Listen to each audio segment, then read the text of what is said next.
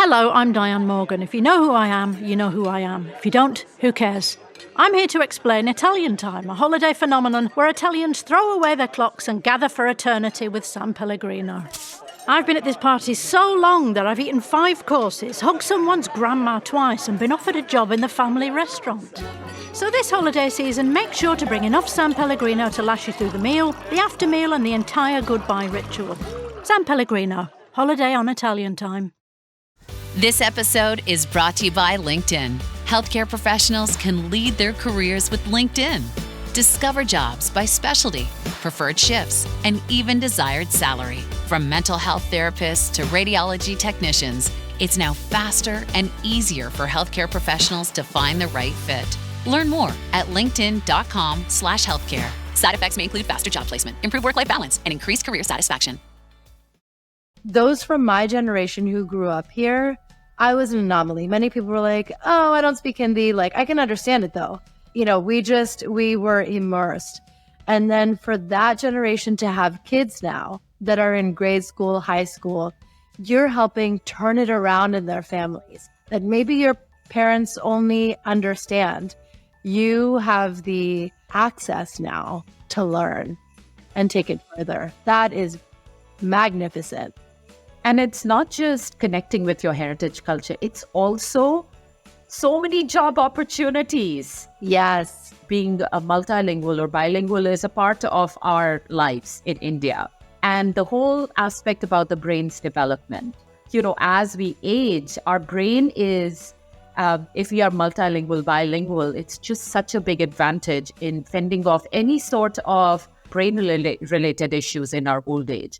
If we really want to diversify American cooking, we have to get people when they are young and still developing their palates. And if we can raise children who are nostalgic for onigiri and dumplings and shahi toast and dal and tostadas, then we are basically raising them to then view all of these foods as just everyday parts of the American cooking canon.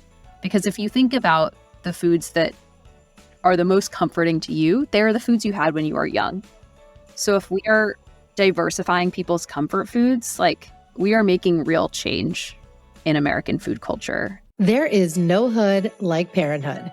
Hi, I'm Kanika Gupta. I'm a former CNN journalist, mom of 3, including twins, and host of That's Total Mom Sense, the podcast. Now, if I had $1 every time I heard, gee, you have your hands full. On my show, I interview change makers on their life lessons, legacy, and superpower of intuition, which I call our Mom Sense and Dad Sense. I've had the privilege of working with Mom 2.0, March of Dimes, and the White House, and I've had some pretty amazing parents on my show. Hey, what's up? I'm Kelly Rowland. Hi, this is Chelsea Clinton. It's me, Bobby Brown. Can't wait to share my story. That's Total Mom Sense is a production of the Evergreen Podcast Network. Be sure to subscribe wherever you listen to podcasts and on YouTube so you never miss an episode. To join my tribe, visit that'stotalmomsense.com and follow me on Instagram at Kanika Chadda Gupta. Now let's dive into today's episode. As a South Asian American, stories from my diaspora resonate so deeply, and it's what my husband Sunil and I seek to pass on to our 3 kids. On this episode, I'm highlighting 2 of my favorite authors and dear friends and the upcoming Asia Society's AAPI Children's Literary Festival, which was the brainchild of Anu Sehgal, who's the founder of the Culture Tree. Anu is a children's author, and the Culture Tree is a cultural literacy and language education company that focuses on South Asia. She lives in New York City with her husband and 2 sons.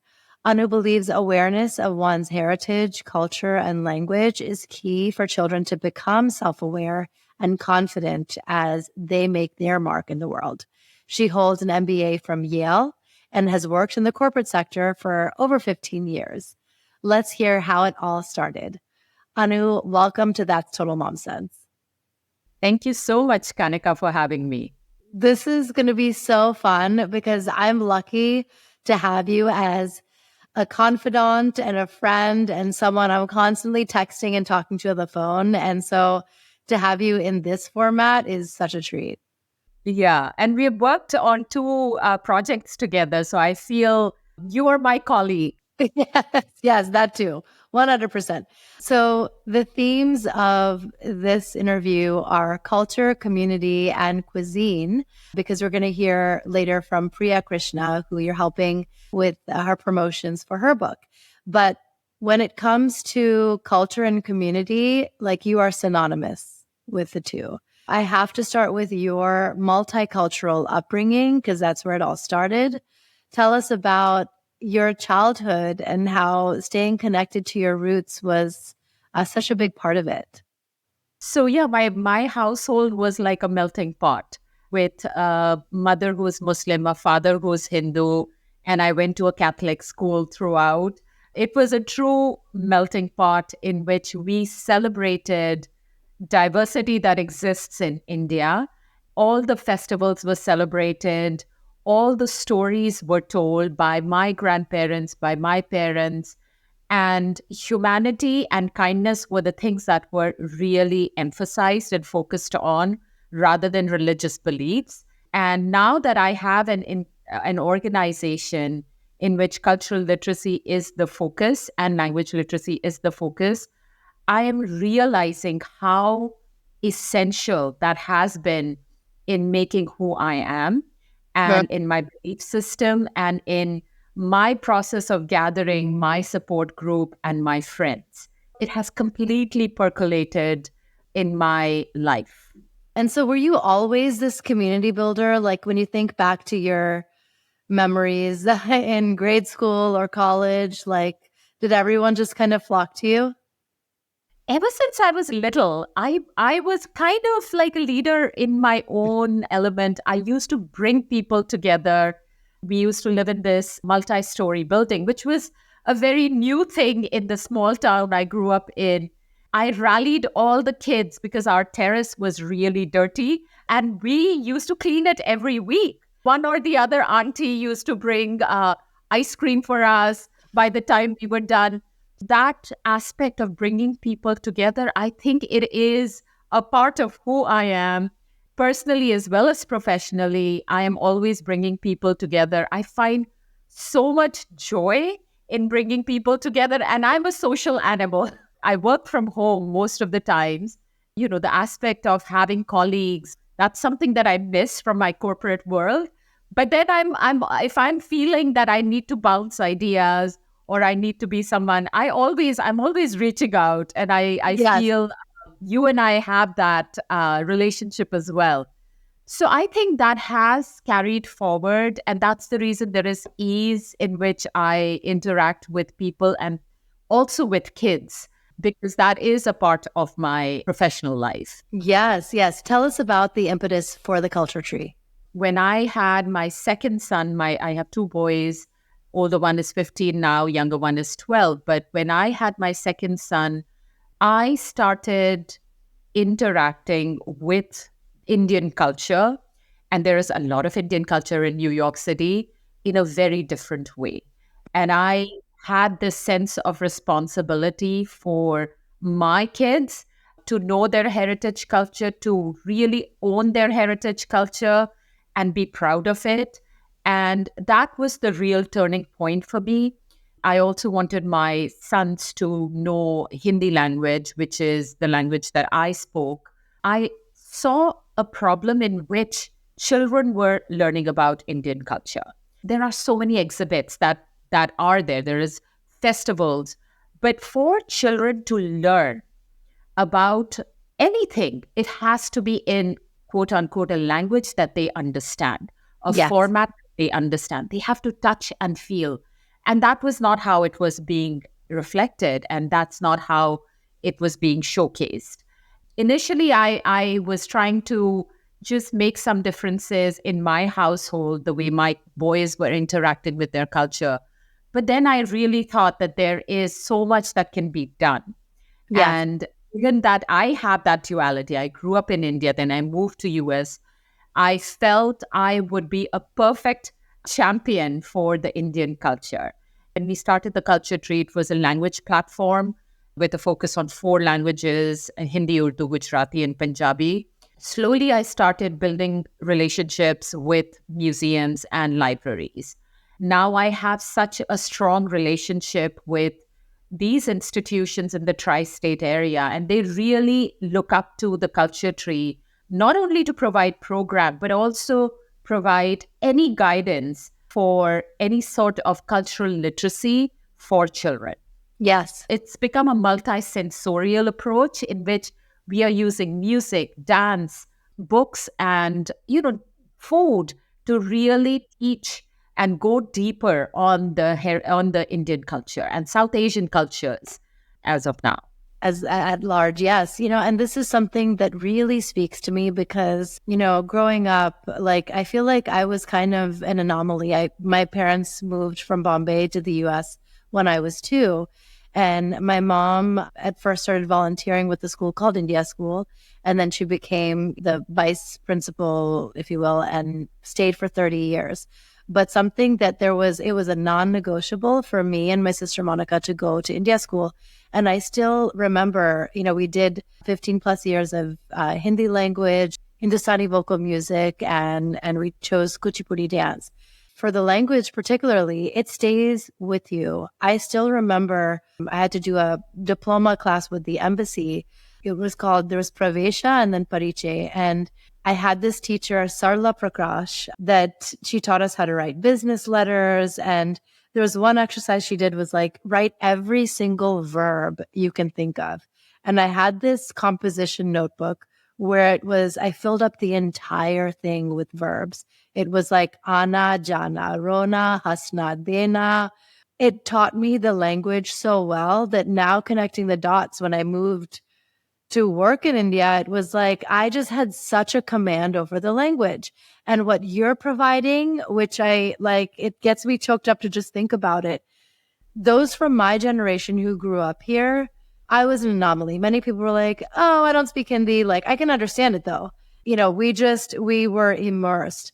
And then for that generation to have kids now that are in grade school, high school, you're helping turn it around in their families that maybe your parents only understand. You have the access now to learn and take it further. That is magnificent. And it's not just connecting with your heritage culture, it's also so many job opportunities. Yes. Being a multilingual or bilingual is a part of our lives in India. And the whole aspect about the brain's development, as we age, our brain is, if we are multilingual, bilingual, it's just such a big advantage in fending off any sort of brain-related issues in our old age. So I literally, any new student, and my students start in elementary or preschool, I do tell them that there are so many benefits of learning your heritage language or any other language as well. But heritage language has its own set of, advantages. Yes. And you take pride in that. But tell us about the variety of programming you have. I want you to definitely touch on your successful South Street Seaport Holi event, which is like just incredible. And then Diwali is huge. Like, you really go above and beyond for the major holidays. Yeah, no, absolutely. The South Street Seaport, I literally hear about it every time I'm out and about. I had a call with someone from Cincinnati yesterday. She basically approached me after she came to know about the South Street Seaport Holi event. So we've been doing this Holi celebration with the Seaport, which is in downtown Manhattan, for the past 3 years. And it has grown every year. Every year we add bells and whistles, we add new elements. But this year it just went to the next level. As you know, Kanika, we had 7,000 RSVPs, around 5,000 attendees.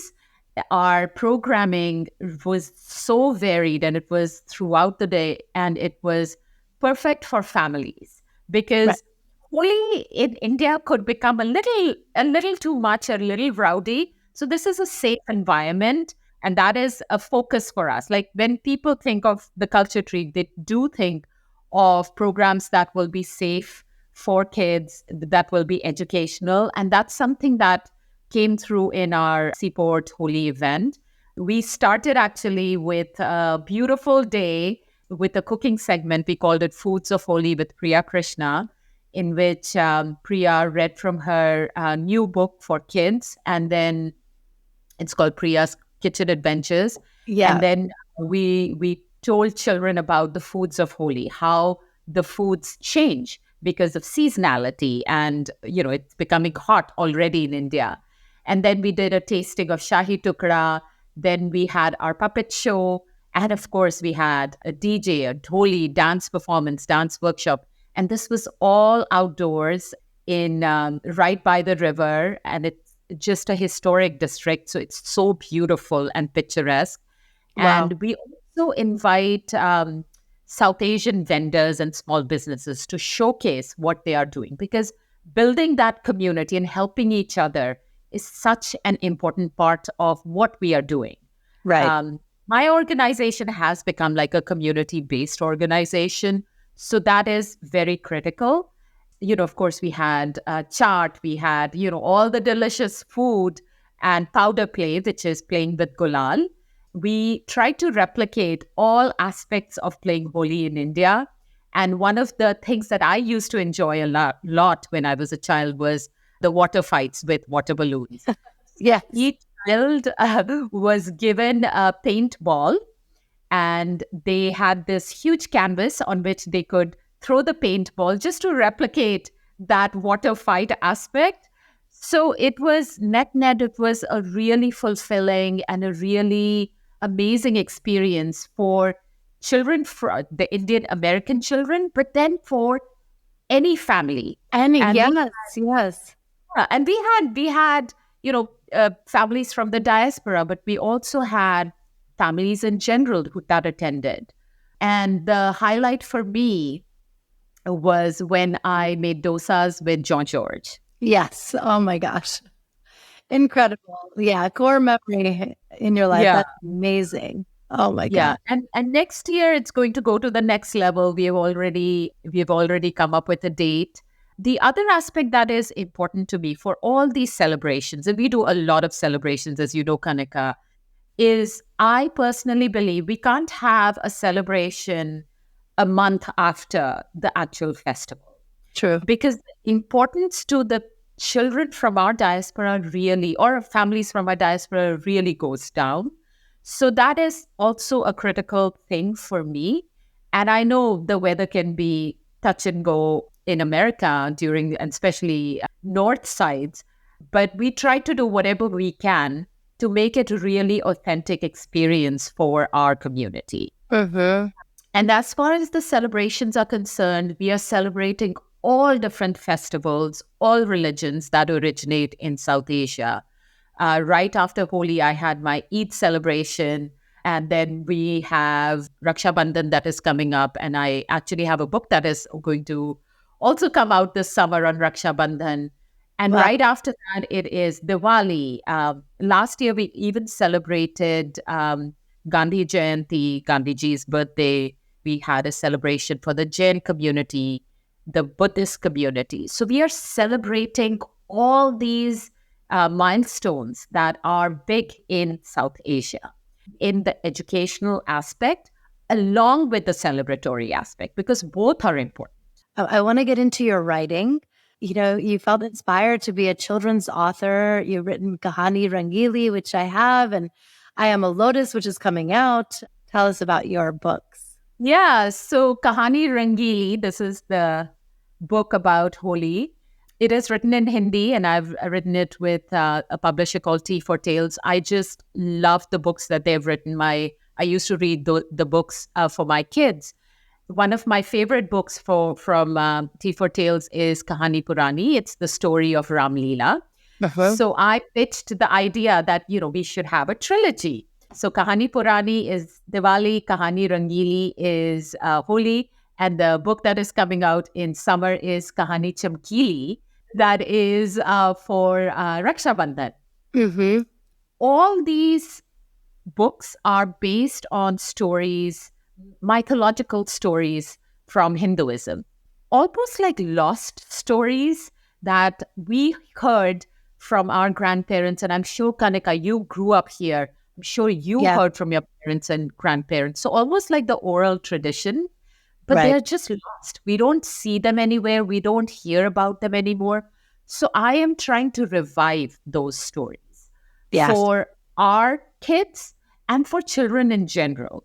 And, my book reading, because I use my books a lot in my events, this one is a Hindi book, but when I am reading this book, I am reading it as a bilingual story time. And even non-Indian kids and families really enjoy it.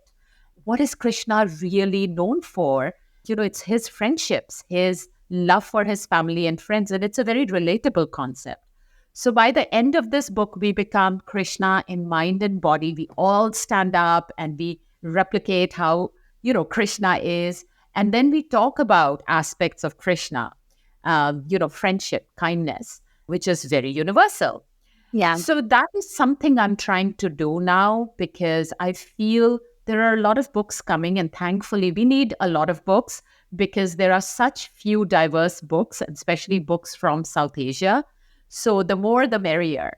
My book that actually launched last week is the new one is I Am a Lotus. And this is really the book on a lotus flower. And the lotus flower is talking to children, telling them how they can be kind, they can be resilient, and how, in spite of anything bad that happens in their lives or in their day, they can emerge. They have really resonated. And I feel, given that I have these established relationships with New York Public Library, with museums and schools, I can really take them to the next level.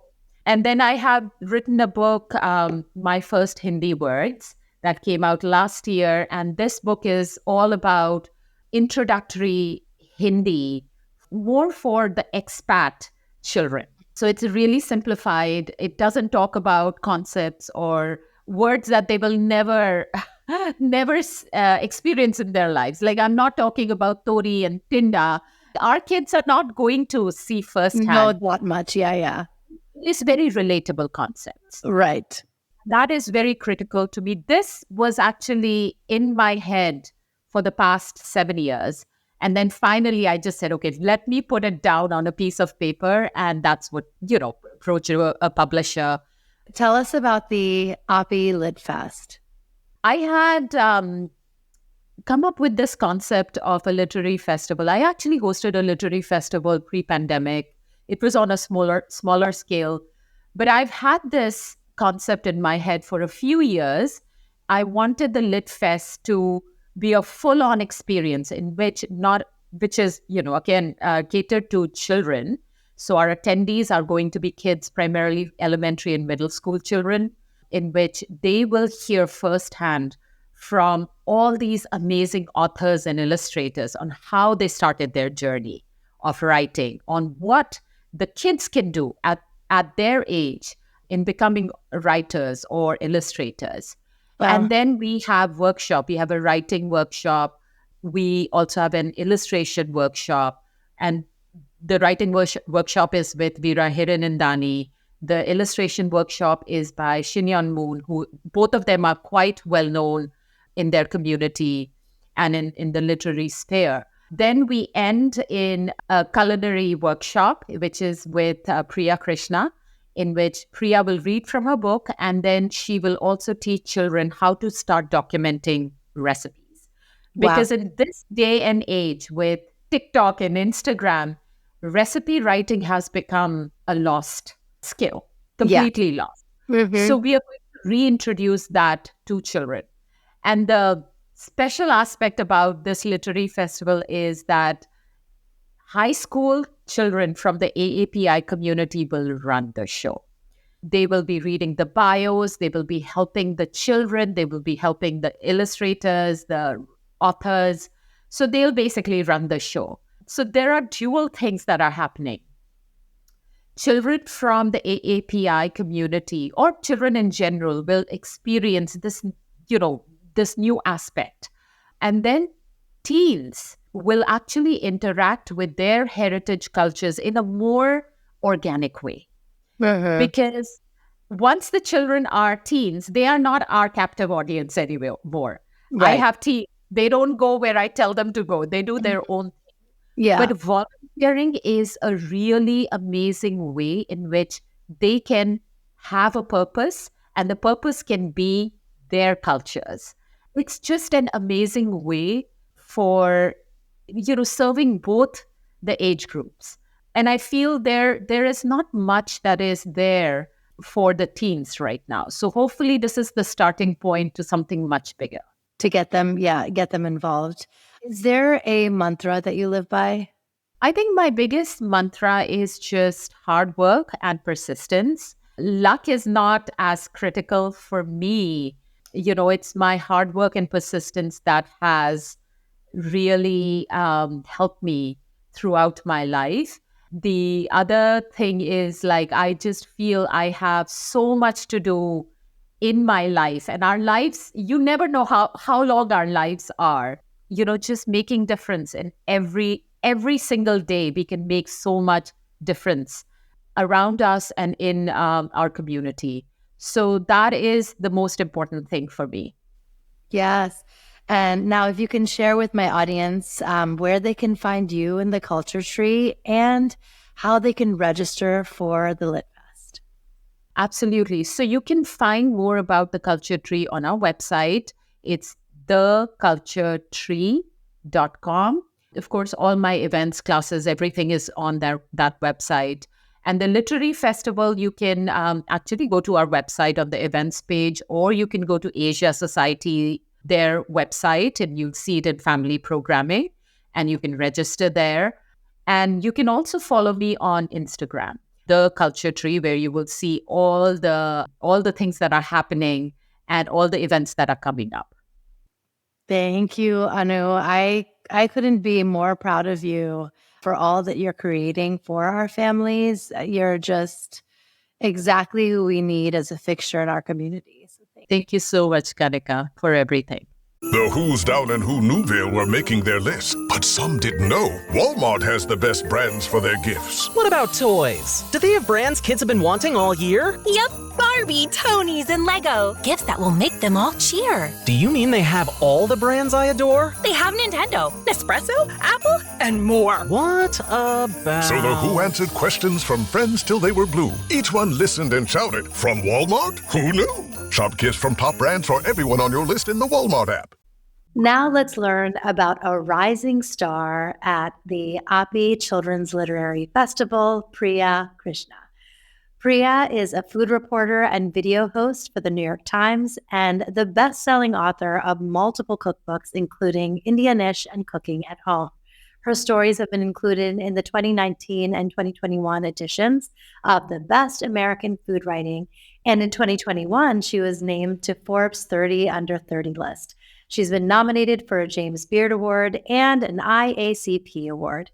She's originally from Dallas, which is one of the busiest travel hubs we know. We already spoke about culture and community, and now we're going to dive into a third C, cuisine. Priya, welcome to That's Total Mom Sense. Thank you. I am thrilled to be here. Thank you. This is going to be so fun. I can't wait for my audience to get to know you better through this episode. And for those of you who are attending the Lit Fest in New York, we can't wait to see you in person. You are a world traveler and you began traveling at the age of 2 months old. So tell us how that all started. So when my mom immigrated to the States, one of the first jobs she found was working in the airline industry. And we lived in Dallas, which was a very busy hub. And for anyone who's ever had, a family member who's a pilot or a flight attendant, you know that it comes with really fun perks. So it basically meant that we would go to the airport and see whatever flight we could get on, and we would stand by. And if we could get 4 seats, we could fly for free. It often meant we were sitting in the back of the plane. We didn't have seats together. But my mom just raised us to be, good, efficient travelers. And so my childhood was spent doing a lot of really, really awesome travel. Oh my gosh, I love that. And this is something that definitely resonates with me. My Masi flew with Air India for, oh my goodness, 40 plus years. Wow. Yeah, she started at the age of 19. Nani flew for free, my mom, my uncle. So we would go all over the Far East and Europe, and some of my best memories, particularly Paris and Bangkok, are with my Masi. And it's just, and I still remember even when we were younger, we'd go to India every summer, where she and my Nani were based. And there were times where, we'd be traveling with my mom. It was me and my younger sister. She'd have to travel on the jump seat. We'd be, sitting elsewhere. So I know how that is. It was just like you power through these long flights and layovers. Yep, exactly. Because, it's going to be so worth it in the end. I was very familiar with the McDonald's at the Frankfurt airport because we had so many layovers there. Yes, I know that one vividly. It's like layover central. It's like, does anyone get off here? What were some of the core memories you've developed? Because you have, walked the Great Wall of China, seen the pyramids, Parthenon, you've done it all. Is there any that really stick out to you that this was a place that I will always remember from my childhood? Before I was claustrophobic, I climbed inside the pyramids of Giza, and I don't know that you can go fully inside of them into the tomb rooms anymore, but I remember our tour guide was like, who wants to go inside? And only me and our family friend Mega, who we were both really tiny, wanted to go inside. So we just went, just the two of us and the tour guide, and she took us through this maze of pathways that had previously been traveled through by British looters who came to loot the tombs. And we ended after this maze of tunnels in the tomb rooms where the pharaohs' tombs would have been. And it was this absolutely surreal moment. I mean, and it was also a really crazy moment for me too, because I remember asking where are all of the jewels? Where's the tomb? And the tour guide being like, the British Museum, and then just giving me this look. And oh my gosh. Beginning to understand about how so many countries have had their antiquities looted and they're in a Western museum somewhere. Totally. We need our Kohinoor back. That needs to happen. Back to Kohinoor. Yes. I want to segue into cooking because I have to give your mom props. It's hard to cook in the kitchen with kids. Sure, you can give them a task, but things aren't peeled properly or cut properly. But the life lessons and just the skill to be able to do that is just, well worth it. So how did that manifest where mom was like, or even dad was like, come on in, you're cooking?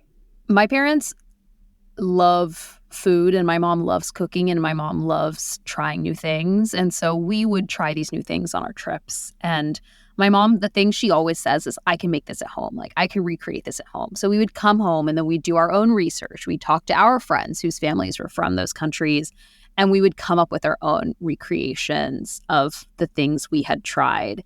It wasn't this harmonious partnership between my mom and me in the kitchen. I feel like my mom was terrified that I was going to cut myself chopping or stick my finger in a blender, or one time I did put glass on top of the stovetop and it blew up. Oh no. And there was glass everywhere, but she always invited me in. I just spent so much of my childhood just perched on top of the kitchen island, watching her handing me spoons of things to taste, saying, namak TK, is the lime okay? Is the salt okay? Nibu TK, is the lime okay? I think more than her being like, can you chop this? Her being like, can you taste this and tell me if it tastes okay? That really made me feel very empowered as a kid. I love that. Our kids watch MasterChef Junior, and I do let them cut cucumbers and strawberries and things like that. But I feel like this book is going to be inspiration for them to do so much more. And it'll be a means for them to try new foods and expand their palate. I think that's so, so important with picky eaters. Do you have any advice for that? How can parents get them to experiment a little more when they're in the kitchen? I really think it's like about empowering your kids to make it and do it themselves. Like I found that I worked with 30 recipe testers, all children, for this book. And I found that when they were making the dish themselves, when it was their job to put dinner on the table, they were a lot more open-minded. Like I got a lot of comments from kids that were like, I didn't think I liked feta, but then I put it in the salad and I tasted all the components together and it was good. Or like I opened the fish sauce and it didn't smell good to me, but then I put it in the dumpling and like the dumpling tasted good. And so I feel like I could see kids in real time like recognizing their biases and then overcoming them. And I think if they were just given the end product to eat, maybe they would just push it away because they're like, oh, this has something that I don't think that I like, or it smells unfamiliar to me. But I think giving them the opportunity to make it with their own two hands, and also like the recipes in the book are intended to give kids choice. What filling do you want in your bun? What do you want to top your tostada with? What do you want to roll your elotes in? I wanted the recipes to all feel very choose your own adventure. So a kid could be like, well, I really like avocado, so I'm going to load my, tostada up with avocado. Or I really like chorizo, so I'm going to put chorizo on it. One of my recipe testers put everything bagel seasoning on top of her English breakfast. And I was like, that's brilliant. I love it. That's wonderful. I think it's so great. And the fact that there are 54 recipes in here, we have something we can try every week over the weekend, which is awesome. And your cousins, Radhika and Rishika, are your sous chefs, and they're sprinkled through the pages. Love seeing how this is a travel log and a photo album. It's so, so cute. You grew up with like access to other cookbooks on your shelves. Your mom has referenced Julia Child on this lovely NPR interview that you did. And I remember my mom loving Mother Jaffrey at home. Mother. Yeah. So what are some of the qualities that attracted you to those personalities who became household names as celebrity chefs? I feel like for me and my mom, we were so inspired by people like Mother Joffrey and Julia Child because they felt like real cooks. They didn't feel like chefs who had to make it perfect all the time. I loved the early stages of really like personality-driven cooking shows and personality-driven cookbooks where it's like, if you mess up, it's okay. If you add another onion, it's okay. If you don't like this, you can take it out and it doesn't matter. And I feel like I've tried to bring that sort of like ease and not taking yourself too seriously with cooking. People ask like, oh God, if I put like an extra teaspoon of this, is it going to be ruined? And I'm like, no. And if your mushroom is a little bigger, that's okay. If you have like a large tomato instead of a medium tomato, put in the large tomato. And I feel like every single one of the recipes I write, I try very hard to bring that spirit to it, where it's like you don't have to be super, super precise. You can kind of play fast and loose. There are many opportunities to adapt.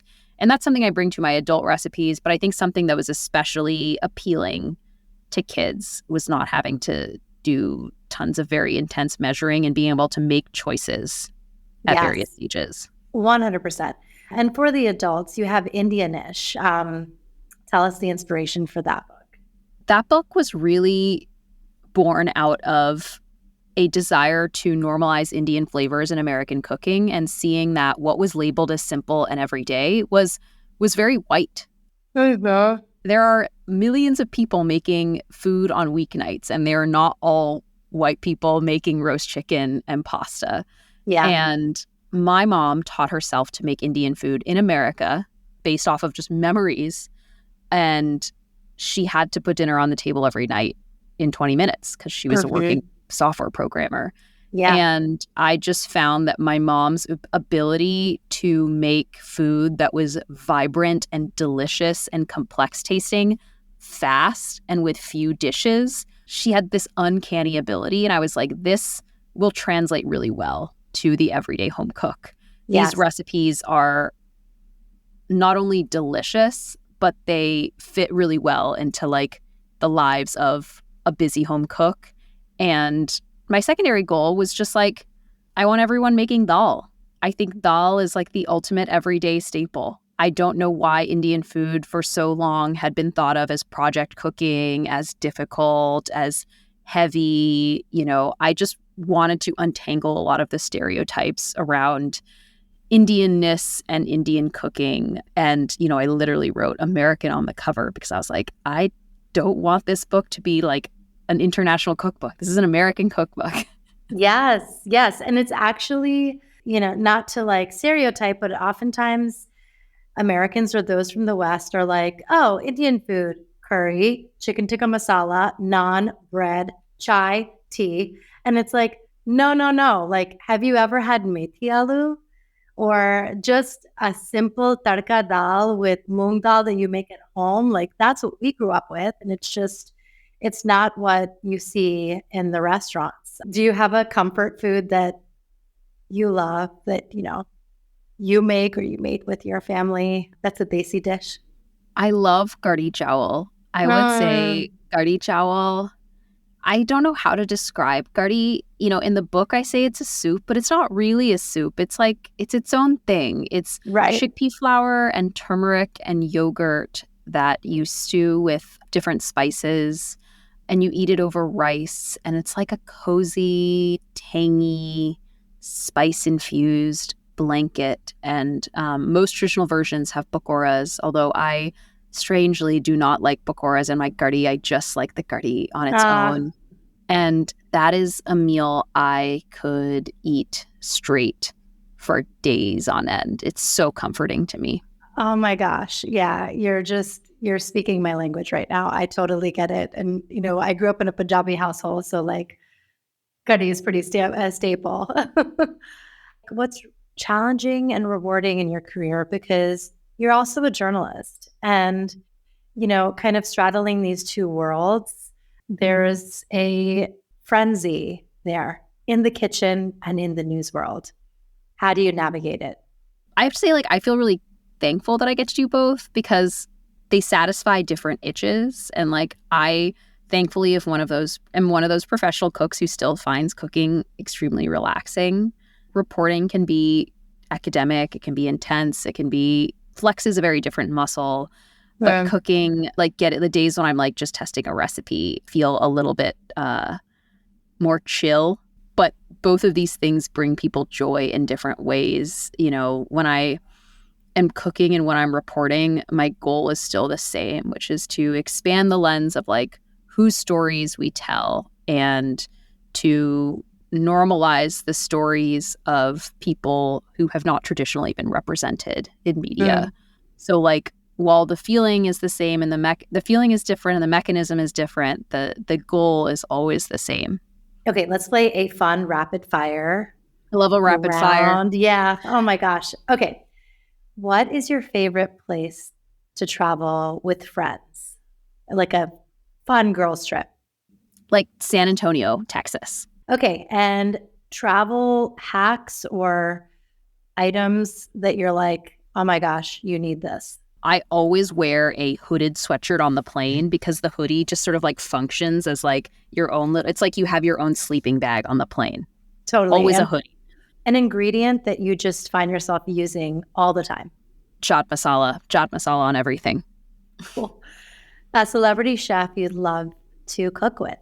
This person sadly passed away, but I wish I could have cooked with her. And that's Leah Chase, who ran Dookie Chase, a very iconic New Orleans restaurant. I would love to go to New Orleans and cook with her.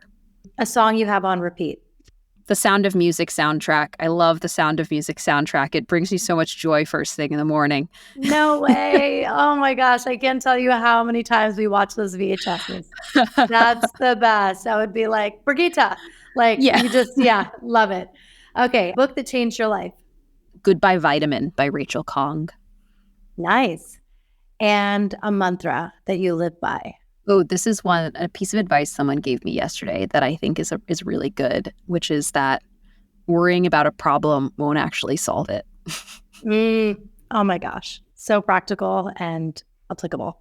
What are you most excited for, the Culture Tree and Asia Society's AAPI Children's Lit Fest? It's just going to be lit. I am excited to buy all of the books for my nieces and nephews.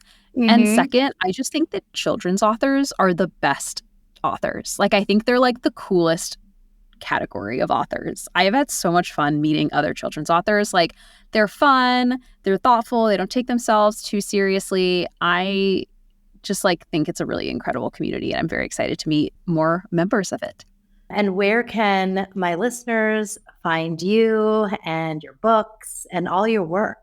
I am on social media at Priya Krishna. My stories are on New York Times. My videos are on YouTube, New York Times Cooking. The book is available wherever books are sold. But if I were you, I would go to an independent bookstore because you got to support our local bookstores. Yes, 100%.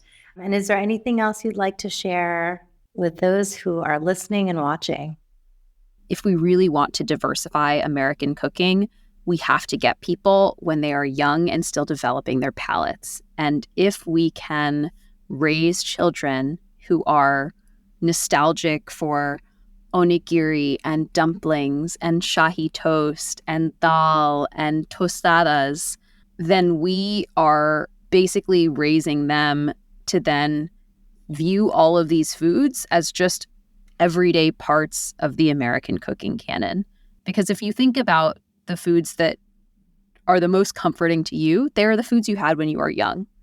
So if we are diversifying people's comfort foods, we are making real change in American food culture. That's brilliant. I love that. And I think, as parents, and even you who's creating a legacy in this way, you are giving young kids a multicultural experience, a chance to pique their curiosity, and an opportunity to embrace all those around them, foods, languages, history, and more. So it's so remarkable. So thank you so much for doing this. Thanks for listening to today's episode. I hope you got some great takeaways from our conversation. Join my community by logging on to thatstotalmomsense.com. If you haven't already, please subscribe to That's Total Mom Sense, the podcast, wherever you listen, and be sure to rate and review. On socials, my handle is at Kanika Chadda Gupta on Instagram, Threads, TikTok, and X. You can also find me on LinkedIn. My episode videos are on YouTube and YouTube podcasts with highlights on YouTube Shorts. Write to me at thatstotalmomsense@gmail.com. My team and I read all your pitches and feedback and are so glad to be in touch. Remember, always trust your mom sense and dad sense. Stay strong, super parents. See you soon.